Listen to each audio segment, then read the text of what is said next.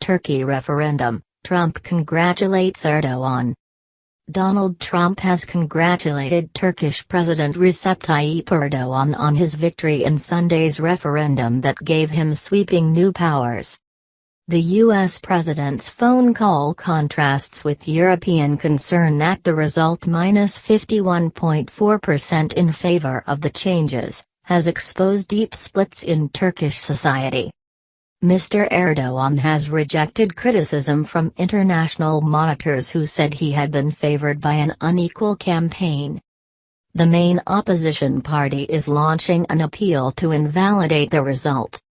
The changes, due to be introduced before presidential and parliamentary elections in November 2019, will turn Turkey into a presidential republic similar to the US and France. This could enable President Erdogan to stay in power until 2029. His narrow victory was ruled valid by Turkey's electoral body, despite claims of irregularities by the opposition. On Monday, Turkey extended the state of emergency for 3 months. The measure, introduced after a failed coup last July, was set to expire in 2 days. Is Trump's support a boost for Erdogan? Mark Lowen, BBC News, Istanbul. The call from Donald Trump was pre-arranged and the focus was Syria, but the congratulations for President Erdogan's victory means the U.S. president joins leaders from Qatar, Guinea, Djibouti and the Palestinian militant movement Hamas to voice the opinion, while those in Europe have been far more cautious. It will delight Erdogan supporters, who will see it as legitimizing the president's victory. But it will dismay opponents, after Mr. Erdogan's fiery tirades against the West and the damning verdict of international observers. It also exposes a split between the EU and US on Turkey, Mr. Trump opting for realpolitik while Europe urges the unpredictable Turkish leader to reconcile a divided country. And it will reiterate similarities between Presidents Trump and Erdogan on issues like democratic norms and press freedom, though the Turkish president has of course dealt with them in a far more extreme way.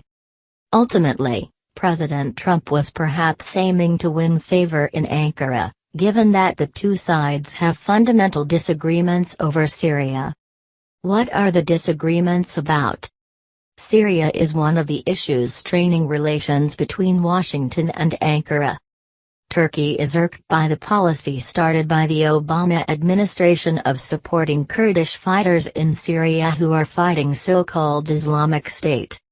Turkey views the Syrian Kurdish People's Protection Units, YPG, as a terror group linked to Kurdish separatists waging an insurgency inside Turkey since 1984. Turkey, a key NATO ally, has established closer cooperation with Russia recently. The two sides are also at loggerheads over Fethullah Gulen. Turkey accuses the Pennsylvania-based cleric of orchestrating the failed coup and wants him extradited. Officially, Washington insists any decision on returning him to Turkey from the U.S. remains a judicial rather than a political one. What have European leaders said? Mr. Trump's comments contrasted with a statement by the U.S. State Department which mentioned concerns by international observers and urged Turkey to respect the rights of its citizens, chiming with sentiment in European capitals. German Chancellor Angela Merkel warned that the tight referendum result shows how deeply divided Turkish society is and that means a big responsibility for the Turkish leadership and for President Erdogan personally.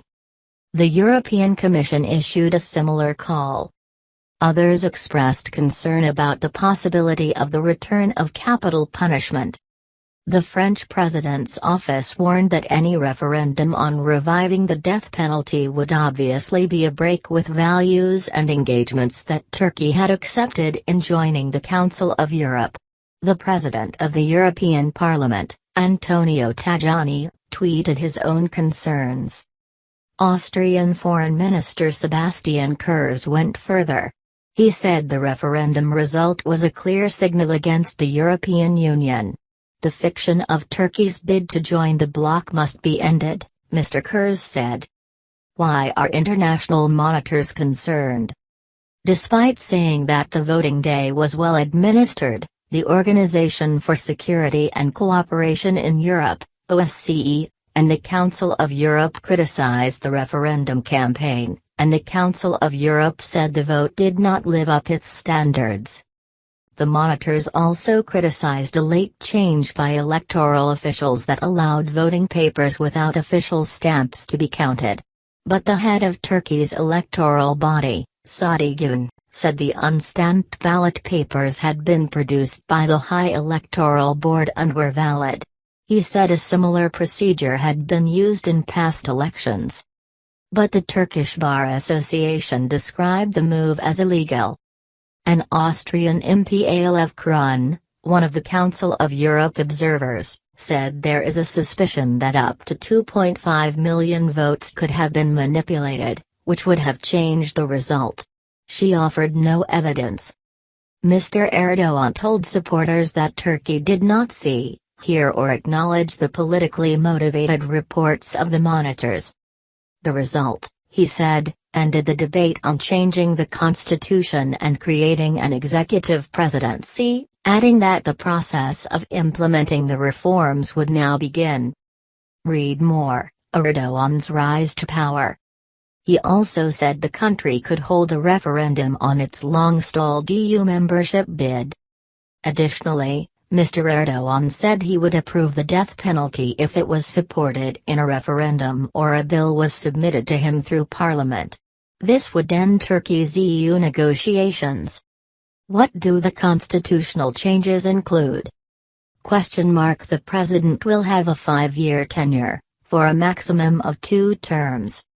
The president will be able to directly appoint top public officials, including ministers and one or several vice presidents. The job of prime minister will be scrapped. The president will have power to intervene in the judiciary, which Mr. Erdogan has accused of being influenced by Fethullah Gulen, the Pennsylvania-based preacher he blames for the failed coup in July. The president will decide whether or not to impose a state of emergency.